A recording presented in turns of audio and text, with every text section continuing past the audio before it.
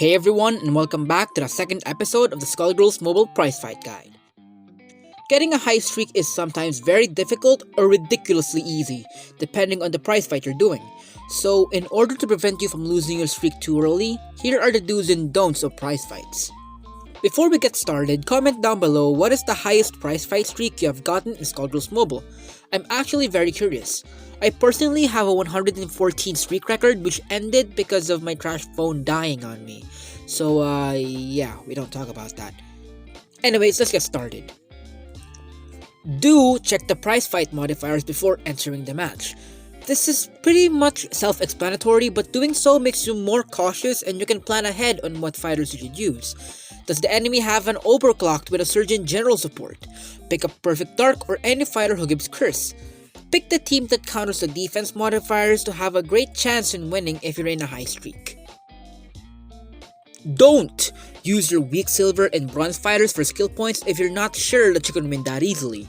Milking your weak fighters for skill points or piggybacking is a great method for getting a lot of character skill points. However, if you do this to an extremely strong team with only one strong fighter with you, you're risking yourself for failure, because if you lose your one carry fighter, you can't continue the match. Try to bring one more strong fighter for a backup plan just in case, or you can also bring a support fighter in the backline to give you a little bit of an advantage in the fight.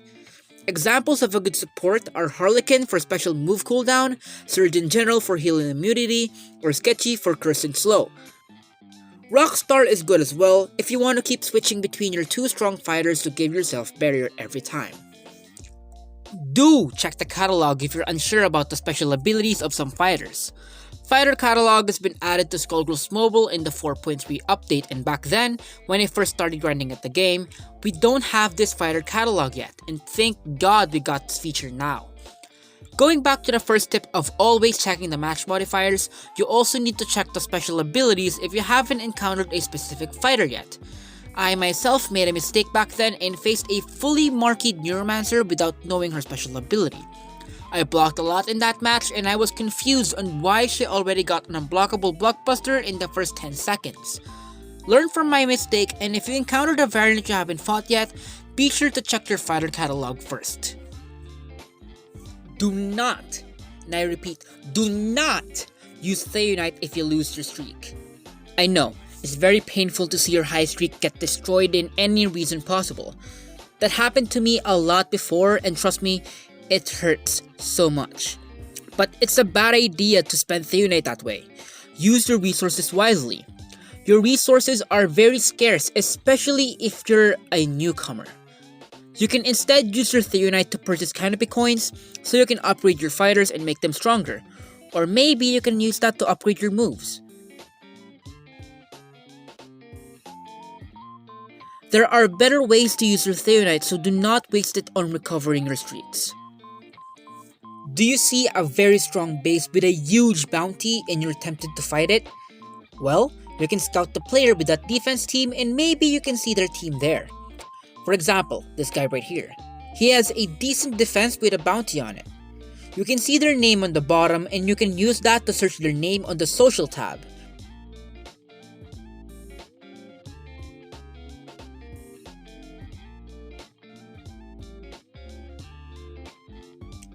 Slavic's defense team, which is Jin Frizz, Primed, and Snakebite, is here on their top profile. As you can see here, we can see their fighter level and move levels.